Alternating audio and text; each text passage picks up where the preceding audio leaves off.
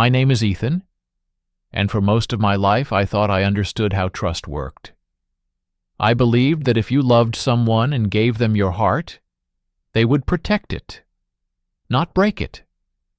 I believed that loyalty between brothers was unshakable, that family would always have your back. I believed in all the things that turned out to be illusions. Slowly, quietly, over months I didn't notice, until the truth hit me like a cold, unexpected storm. I had been with Mia for 2 years. 2 years that felt steady, warm, like a life built slowly and carefully, one brick at a time. We laughed together, shared secrets, dreamed about a future that I thought was ours. I would have given her everything, my time, my plans, my trust. And I did. But I never realized that trust can be a weapon, and that sometimes the people closest to you can wield it like a blade. Ryan, my older brother, was always part of that world too. He wasn't just my brother, he was my companion, my sounding board, my protector, in ways that mattered more than anyone could know. He was there at every milestone, every family dinner, every casual Friday night at home. He was woven into the fabric of my life in a way that made it impossible to imagine betrayal coming from him.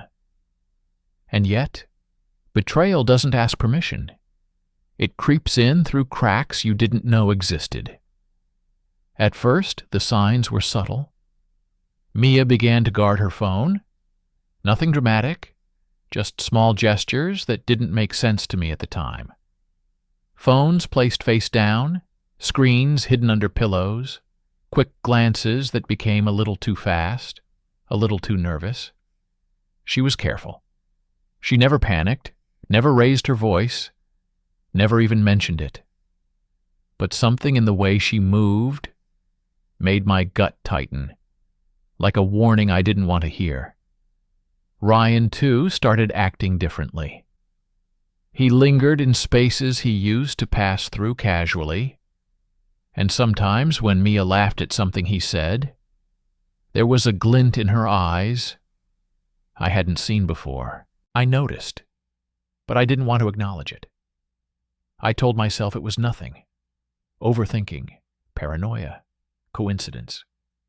I wanted to cling to the world as I had always known it. But deep down, I was already aware of the storm brewing under the surface.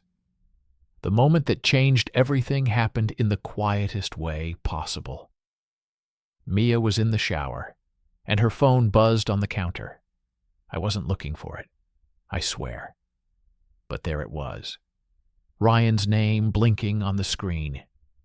The message preview was simple, cold, terrifying in its clarity. "Did you tell him?" 4 words. That was all I needed to know. And yet, I didn't open the message. I didn't touch the phone. I just stood there, staring, and the room seemed to shrink around me.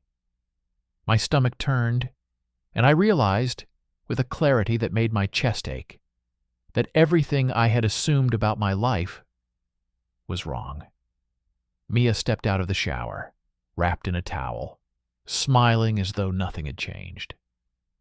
I smiled back, feeling my own calm mask settle over the chaos inside me. I said nothing. I asked nothing. I simply let it pass, because at that moment silence was more powerful than confrontation. From that night on, I began observing quietly, without interrupting. I noticed every look, every hesitation, every accidental touch, every moment Ryan and Mia shared that made my chest tighten. I watched as my brother, the person I trusted most, spoke to her in a way that was no longer brotherly.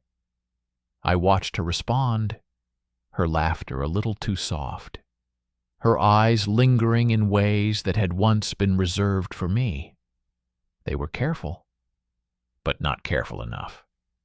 And in my silence I gathered details. I pieced together the puzzle of their secret world without them knowing. I created a fake account, nothing fancy, just enough to test boundaries, I sent her a message, casual and unobtrusive, a simple prompt that anyone would consider friendly. Her response was measured, cautious, a tone of someone carefully managing a secret. And in that tone, I recognized everything I had feared. The messages I eventually saw between them left no room for denial. No jokes, no ambiguity. The truth was there, staring me in the face in lines of text that seemed too simple, too mundane for such a devastating betrayal. And yet, that simplicity made it worse. It wasn't a dramatic explosion. It wasn't a scene from a movie. It was quiet. It was deliberate. It was real. And here's the part people never talk about. When I knew, I didn't react. I didn't scream. I didn't accuse. I continued my life as though nothing had changed. I laughed at Ryan's jokes. I kissed Mia goodnight.